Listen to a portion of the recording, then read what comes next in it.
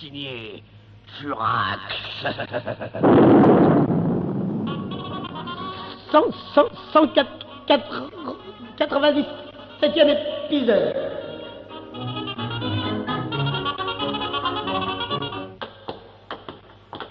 Allez, prophète de malheur, avancez.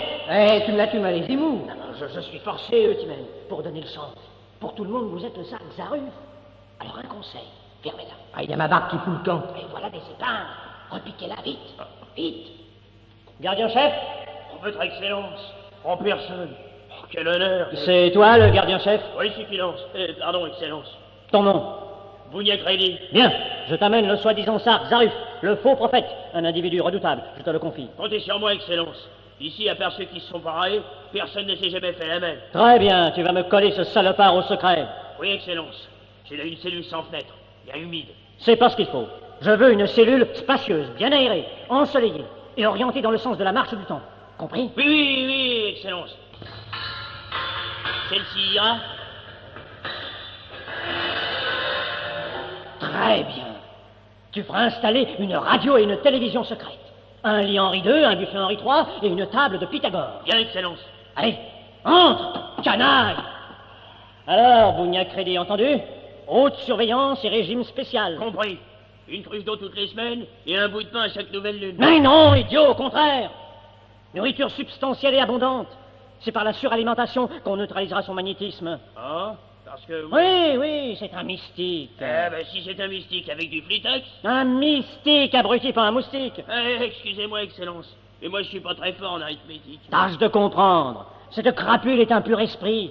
Donc ce n'est que par le raffinement alimentaire et le confort mobilier qu'on parviendra à lui ramener les pieds sur terre. En un mot, il faut éteindre par des moyens temporels la flamme de sa révolte spirituelle. Vous savez, avec une bonne douche... Fais ce que je te dis. Et tiens-t'en à mes instructions. Et surtout, pas la moindre dérogation, pas la moindre faveur. S'il se plaint, par exemple, du manque de rats ou de punaises dans sa cellule, n'en tient aucun compte. Excellence, vos ordres seront exécutés à la hache. Qu'est-ce que tu dis? La lettre, Excellence. Ah.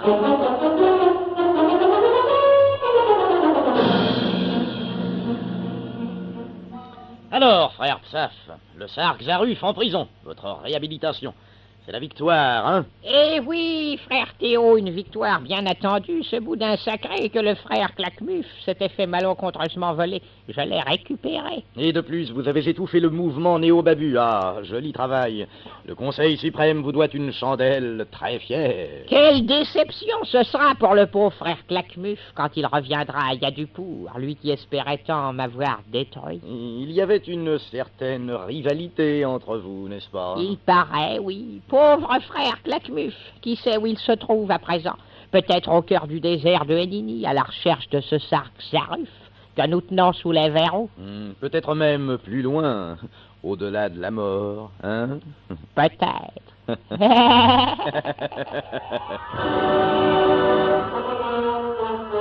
Eh bien, non. L'horrible Claquemuf n'était pas mort, comme le pensait l'ignoble Psaf et le traître Théo. Il était si peu mort que ce jour-là, aux portes de Yadupour... Ognache. Oui, monsieur Claquemuf.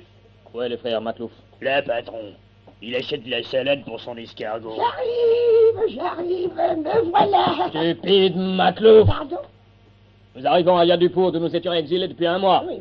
Nous revenons à notre capitale après avoir frôlé la mort. Oui. Et vous achetez de la salade. Il faut bien, cher Claquemuf. La vie continue et mon escargot a faim. Cet escargot imbécile qui nous a traînés dans les déserts à la recherche du boudin sacré. Oui, il avait raison, nous en avons eu la preuve. Le good goose était dans le hididi. Oui, mais plus quand nous y sommes arrivés. Je le descends, patron. Non, Grognache. Et d'après votre Coriolan, où se trouve-t-il à présent, le boudin? L'escargot inspiré est catégorique. Le good goose est dans Yadupour, dans le palais. C'est impossible, il se trompe. Coriolan ne se trompe jamais. Puisse-t-il ne pas dire vrai? Pourquoi, monsieur Claquemuf? Parce que, mon petit Grognache, si les babus ont retrouvé le boudin sacré sans nous, nous sommes perdus.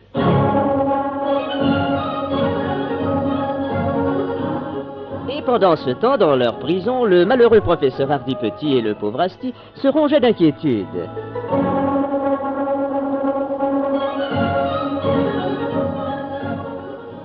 Asti, Si, professeur Hardy Petit. Ah, je ne me sens pas dans mon assiette. Et moi, je suis à plat. Un mauvais signe. Oh, sourd. Un qui est à plat, l'autre qui n'est pas dans son assiette. C'est pas bon pour le service de la table. Asti, je suis inquiet. Moi aussi, professeur, que je me sens comme une boule. Là, qui me gonfle les pieds, que ça me fait siffler la respiration. Ah, qu'a-t-il bien pu arriver à Maurice la grammaire? Que je me posais justement la même question. Plus aucune nouvelle, rien. Le néant complet. C'est incompréhensible. Et vous avez vu comment il est sorti d'ici? Oui, comme en état d'hypnose, comme un somnambule. C'est peut-être qu'il faisait le cauchemar. Ah, je ne crois pas. Et puis comment expliquer que les portes se soient ouvertes sur simple imposition de ses mains? Si. Et pourtant, M. Maurice, il n'avait pas les doigts crochus. Pourquoi il n'a pas pu crocheter les serrures avec? Non, et tout ça s'est passé dans un tel silence, une telle atmosphère. Si, professeur, je me souviens. Et pourtant, on n'a pas dû le rattraper. Et si cela était, comment le saurions-nous, enfermés dans cette prison? Mais c'est surtout en prison qu'on sait tout de suite les nouvelles. Oui, c'est juste. Enfin, patientons. Peut-être apprendrons-nous quelque chose de nouveau. Ou peut-être quelque chose qu'on sait déjà. Enfin, qu'importe. Le principal est d'apprendre une chose, quelle qu'elle soit. Mais tant qu'on sait rien, on ne peut pas se faire une idée. Non, parce qu'on s'en fait trop. Peut-être que M. Tourlaton, il a des nouvelles, lui, de ce pauvre Maurice, non? S'il en a, nous le saurons. N'oubliez pas qu'il est avec nous. Oh, moi, je me méfie, hein. Quelqu'un qui passe si vite d'un camp à l'autre, s'il n'est pas italien, c'est pas sincère. Alors, on ne dit pas ça, Asti. Le préfet du palais travaille pour sa souveraine Pauline IV. Vous croyez? Oui. Il n'a pas fini de nous surprendre. Décidément, tu me la tumes. Vous n'avez pas fini de nous surprendre. Je vous l'ai dit, votre sérénité, les babus m'ont trompé. Ma fidélité est à vous. Ah, quand même, vous êtes un drôle de dur, vous, hein? Ah, ça oui, cette substitution de prisonnier, c'est un coup de maître. L'évasion ratée de l'autre soir m'était restée dans la gorge. J'ai voulu prendre une revanche. Eh bien, c'est une réussite. Avoir pu, à la barbe des babus, couper celle du sarg Zaruf et la coller à Eutimène. Bravo! Ah, pauvre Eutimène, elle est en prison. Pauvre Eutimène, c'est bien fait pour lui. Pauvre Eutimène. Bien sûr, Gigiboy, pauvre Eutimène. Ah oui. Mais la raison d'État avant tout. Oui, c'est ça. Ce sarg Zaruf est un être d'exception. Il ne sera plus utile que cet imbécile de prince consort. Mais voyons, tu me la tumes. Je le sais, mais ne le dites pas si fort. Alors dites, ce sarg Zaruf, où est-il? À côté. J'attends que sa sérénité exprime le désir de le recevoir. J'exprime. Introduisez le prophète, tu me la tumes.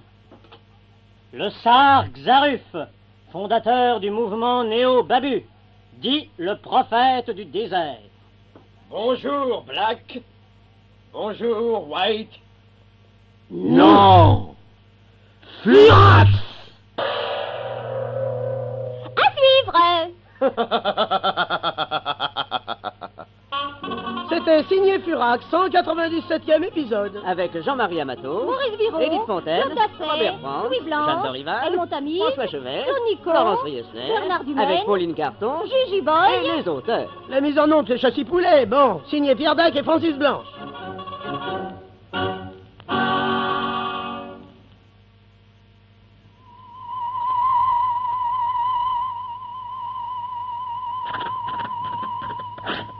Signé Furax. 198e épisode.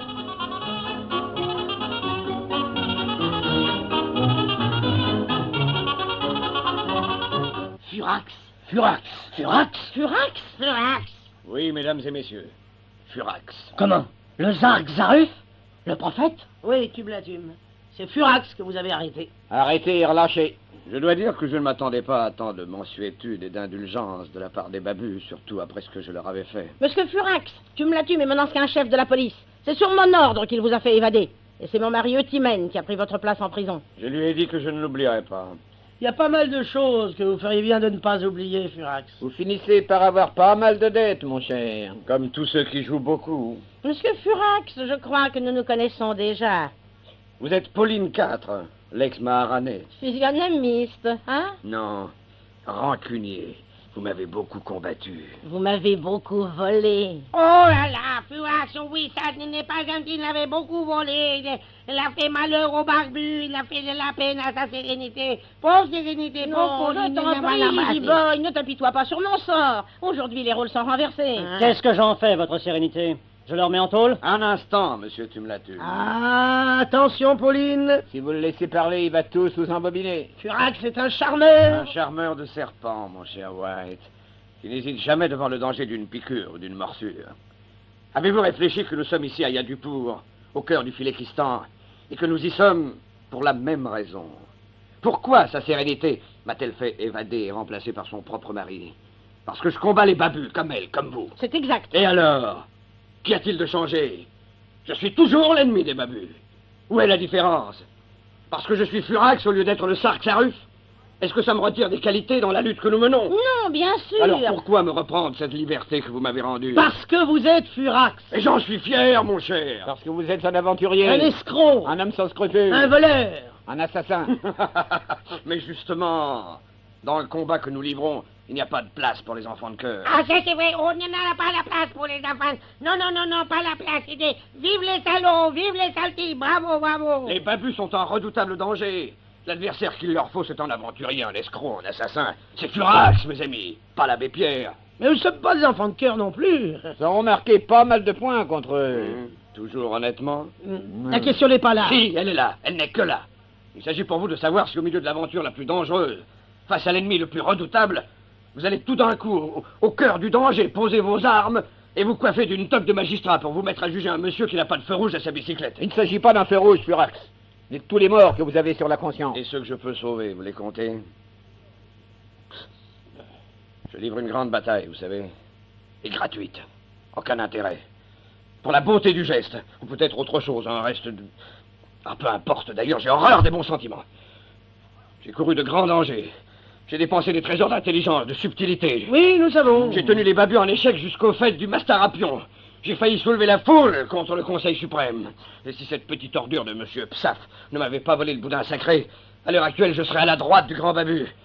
J'ai échoué. La lutte continue. Il s'agit de savoir si elle continue sans moi. Vous pouvez m'arrêter. Black et White, vous décidez. Pauline, vous ordonnez. Tumlatum, vous exécutez. Et toi, Gigi Boy, tu approuves. C'est facile. Ah mais non, je n'ai pas approuvé. Ah non, j'ai dit bon, il n'a pas approuvé. Pourquoi monsieur Furax, il est un brave type, bon qu'il est mignon Furax. C'est vrai la brasse. Alors, votre sérénité. Alors, Black. Alors, White. Alors, C'est bon. C'est bon. C'est bon. C'est bon. Ah oui, c'est bon, c'est bon, c'est bon. Oui, monsieur Furax, il est très gentil. Les braves types, les vieilles crapules. Gigi Boy, si on devait choisir ses alliés pour leur bonne moralité, plus personne ne pourrait faire la guerre. au fond, nous avons beaucoup lutté ensemble. Côte à côte quand vous étiez Fouvreau. Face à face quand vous étiez Furax. J'ai toujours été un ami loyal et un ennemi correct. C'est justement de ceux-là qu'il y a le plus à craindre. Ouais, enfin, n'importe comment. On n'a pas le choix. Hein. Alors, au travail, mes amis. Oui, c'est ça, au travail, on va se coucher. Allez, allez. Le Conseil suprême a récupéré le goût de gouze. Plus question d'agir au nom du grand babu. Ouais, à moi d'aller au palais, de lui parler. C'est quand même un mec comme les autres, ce grand babu, non? Ah non, mon cher Black, ôtez-vous cela de l'idée. Oh, le grand babu est un être extraordinaire, supraterrestre. Il fait pas ses petits besoins comme tout le monde, non? Non, personne ne sait. Il arrive à Yadupur une fois l'an, dans le silence. Il préside au fait du Mastarapion, masqué, invisible. Et il repart comme il est venu, jusqu'à l'année suivante. Et dites-moi, Tumlatum, quand doit-il quitter la ville? Aujourd'hui, votre sérénité. C'est pourquoi vous ne verrez personne dans les rues à l'heure qu'il est. Personne? Personne, monsieur Furax. Personne ne doit porter le regard sur le grand babu. Il marche, seul, dans les rues désertes.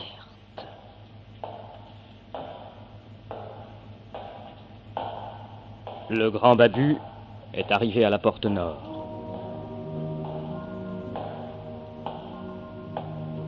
Devant lui s'étend la route qui s'étire sur la plaine vide jusqu'à l'horizon. L'homme masqué se retourne une dernière fois vers la ville qu'il vient de quitter. Il y a dans les mouvements de sa tête comme une hésitation étrange, comme s'il ne comprenait pas. Comme s'il ne comprenait pas les heures qu'il vient de vivre.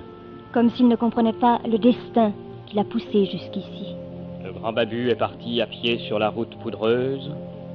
Bientôt, il ne sera plus qu'une petite silhouette aspirée par l'infini.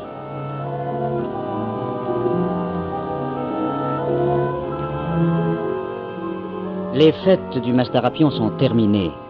À Yadupour, la vie va reprendre.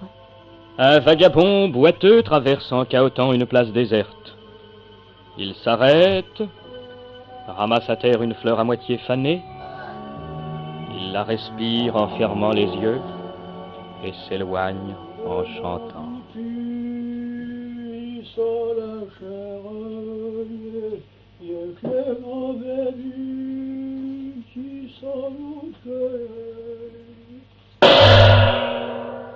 À suivre. C'était signé Furax, 198e épisode. Avec Jean-Marie Amato, Maurice Guiraud, Claude Basset, Edith Fontaine, Robert Franck, Louis Blanc, Claude Nico, Jacques Dupilot, Edmond Tamir, Bernard Dumais, Laurence Riesner, avec Pauline Carton, Gigi Boy et les auteurs. Et de qui la mise en onde? et Pierre Arnaud de Châssy-Poulet, voyons. Signé Pierre Dac et Francis Blanche.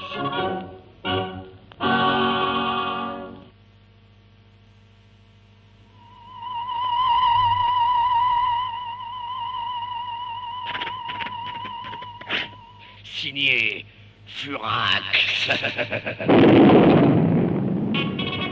200e épisode.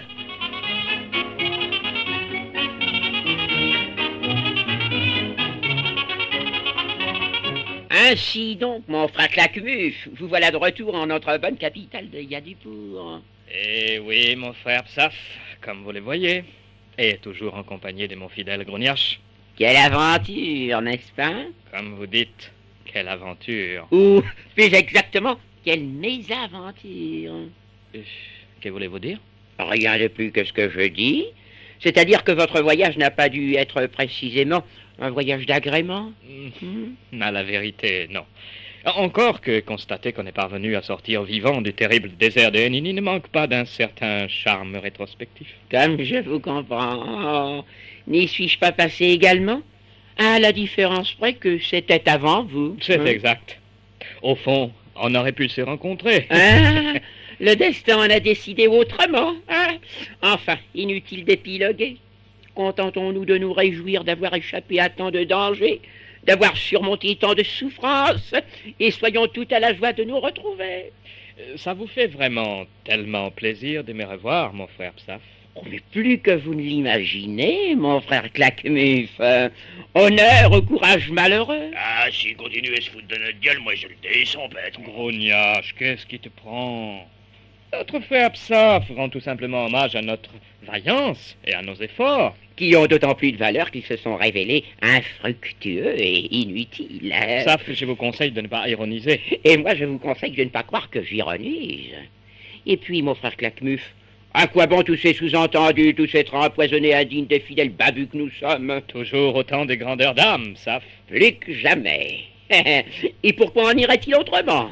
N'avez-vous pas fait tout votre devoir? J'en ai conscience. On vous avait volé le goulgouze? N'avez-vous pas tout tenté, tout bravé pour le récupérer? Oui, et au-delà de toute expression. Évidemment, vous ne l'avez pas retrouvé. Ah, pardon, je sais. Les voies de la réussite sont impénétrables et vous n'y pouvez rien. Il s'est simplement trouvé Je sais. Ne me retournez pas le couteau dans la plaie. Oh, loin de moi pareille idée. Le principal n'est-il pas que le boudin sacré soit à nouveau au palais, en sûreté dans son tabernacle, qu'il n'aurait jamais dû quitter? Et tout babu digne de ce nom ne doit-il pas s'en réjouir? Bien sûr, seuls les résultats comptent. Voilà qui a parlé. Cependant, mon frère Claquemuf, peut-être ne vous étonnerez-vous pas que le Conseil suprême des babus ait le plus vif désir de vous entendre? Ah, parce que le Conseil... Oh, mais simple formalité. Vous connaissez les règles d'ailleurs. C'est bien. Quand? Mais tout de suite. Tous nos frères du Grand Conseil suprême sont d'ores et déjà réunis, tous brûlants d'une curiosité bien compréhensible. Parfait. Allons-y.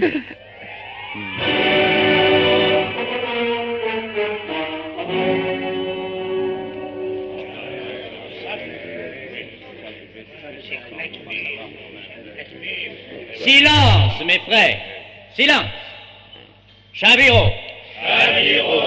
Rotantacha. Ça suffit, on connaît la suite. Frère Psaf, faites entrer notre frère Claquemuf. Frère Claquemuf, asseyez-vous. Maintenant, levez-vous. Mais, grand maître, pourquoi m'avoir fait asseoir si c'était pour rester debout? Comment aurais-je pu vous faire lever si je ne vous avais d'abord fait asseoir? Excusez-moi, grand maître. Frère Claquemuf, nous vous avons fait comparaître par devant nous afin d'établir le bilan de vos activités. Je suis aux ordres du Conseil suprême. Frère Claquemuf, vous avez été toujours considéré parmi nous comme un babu d'élite, un incorruptible, un pur. Je n'ai pas changé, grand maître. Je n'en doute pas. Pourtant, des faits d'une extrême gravité vous sont reprochés. Vous aviez la garde du Goudgouze, et vous n'avez pas su le garder. On me l'a volé. C'est une explication. Ça n'est pas une excuse. Vous avez donné votre parole de le retrouver, et vous êtes revenu les mains vides, parjurant ainsi votre serment.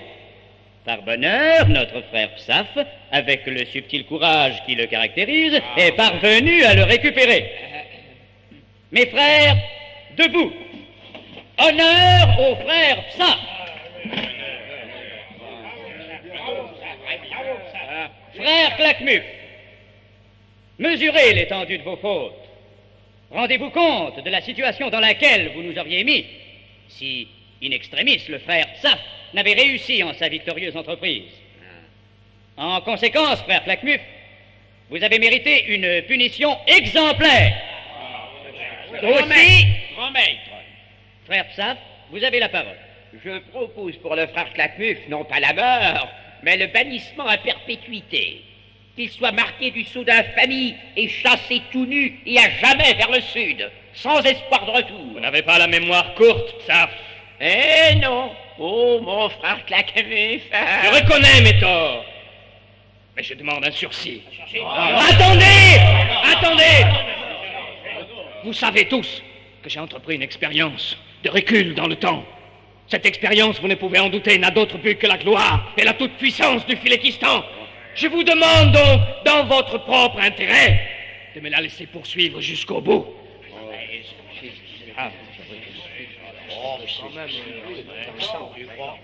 Accordé.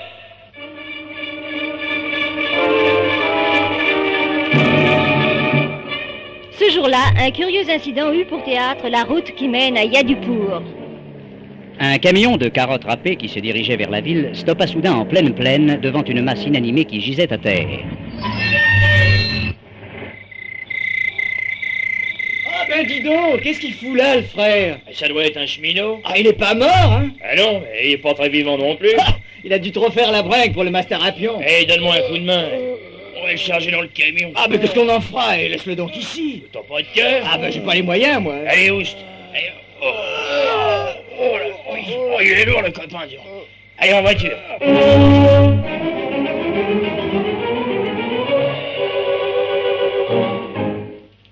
Et où donc que vous l'avez trouvé? Sur la route, à une trentaine de kilomètres. Ah, parfait. Vous savez que c'est un prisonnier évadé, hein? Ah ben, non. Pauvre gars. Vous savez qu'il y a une récompense de 50 000 glouglous à qui le ramènera, hein? Oh, chouette, alors. Et envoyez vite. Ah ben, c'est que, vous savez, les récompenses comme ça, c'est pris sur le trésor public. Et alors? Le trésor public, c'est les impôts. Ouais, et après? Eh ben, les impôts, c'est les citoyens qui les donnent. Bon, et puis? Et alors, la récompense, faut aller la demander vous-même de porte en porte. On va vous donner un mot. Oh, ben mince, alors. Oh, si j'avais su. Et c'est un gars important, votre prisonnier évadé. Ah ben, je pense bien. Regardez, on recherche Maurice Champeau, dit la grand-mère, incarcéré pour atteinte à la sûreté extérieure des babus. À suivre!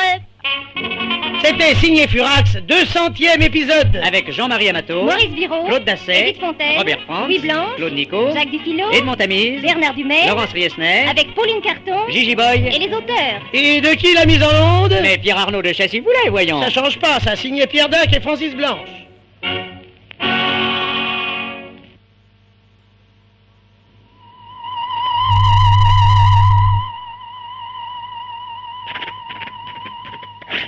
Signé Furax. 201e morceau.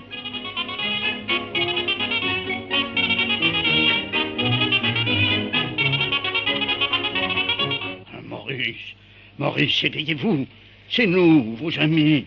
Le professeur Hardy Petit. Ah, tapotez-lui les os, professeur. Maurice. Voilà. Maurice. Ah, ça y est, il ouvre les yeux. Eh oui, qu'en principe, maintenant, il devrait dire « Où suis-je » Où suis-je? Bravo, monsieur Maurice. Eh, vous nous reconnaissez, hein? Je suis Asti. Et ça, c'est le professeur. Oh mon Dieu, j'ai dormi longtemps. Oui, Maurice. Vous étiez évadé, vous vous souvenez? Évadé? Moi? Et quand? Christo, as tout oublié? Ah, c'était vraiment pas la peine. J'ai faim. Alors, on va demander au gardien un sandwich au libitum. Qu'est-ce que c'est ça, le sandwich au libitum? Une tranche de quelque chose entre deux tranches de n'importe quoi. Ah. Oh, j'ai mal. Où ça, Maurice? Je ne sais pas, c'est ça qui me fait mal. On va vous soigner, hein, monsieur Maurice. Tenez, prenez un carperier. Voilà. On va vous guérir, vous allez voir. Pourquoi on ne sera pas trop détroit pour tenir les coups. Avec tout ce qui nous prépare, ces saloperies des babus. Et qu'est-ce qui nous prépare, à votre avis? On n'en sait trop rien, mais depuis que Claquemuf est revenu, il se trame quelque chose.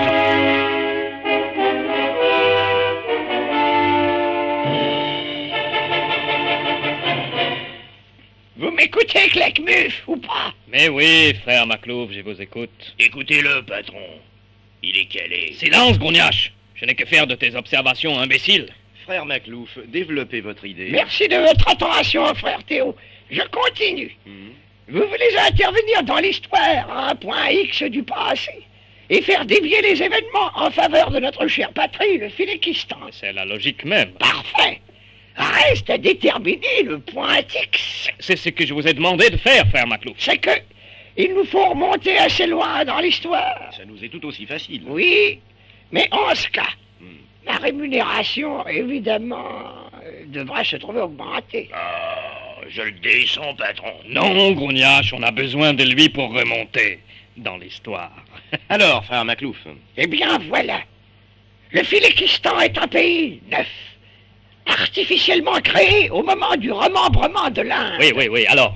Si nous voulons le créer plus tôt, il faut trouver une période favorable et des alliés puissants. Bon, et alors? Et alors, vous pensez bien qu'à aucun moment de l'histoire, l'Empire ottoman ne laissera grandir en Asie une puissance comme celle que nous voulons créer. Donc, j'ai cherché quelle puissance avait intérêt à contrer l'Empire ottoman.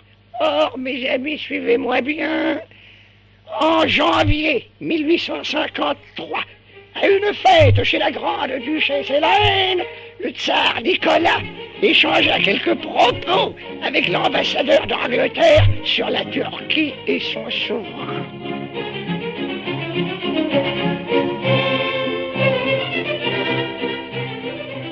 nous avons sur les bras un homme gravement malade, monsieur l'ambassadeur. Sire, ne pensez-vous pas que notre premier devoir serait de le soigner? Non, ce qui est mort est mort. À l'heure prochaine de son écroulement, je n'abandonnerai pas les 10 ou 11 millions de chrétiens orthodoxes actuellement sous la domination du sultan.